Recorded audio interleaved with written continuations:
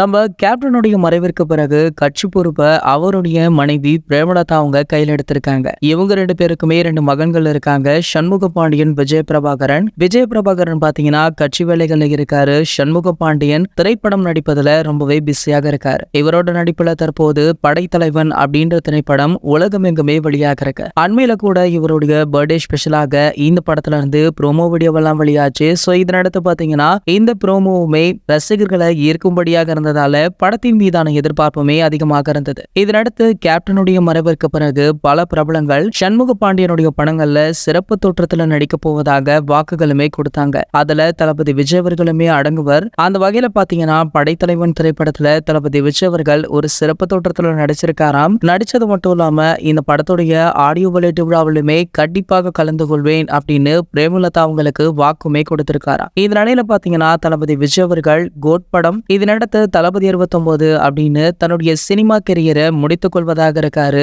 முழு நேர அரசியல்ல ஈடுபட போவதாகவும் அண்மையில அறிவிப்பையுமே வெளியிட்டிருந்தார். இது போன்ற சினிமா செய்திகளை பத்தி நீங்க உடனே தெரிஞ்சுக்க நம்மளுடைய தளபதி டாக்கீஸ் அப்படின்ற நம்ம சேனலை சப்ஸ்கிரைப் பண்ணிட்டு பக்கத்துல உள்ள பெல் ஐகானை மறக்காம கிளிக் பண்ணுங்க.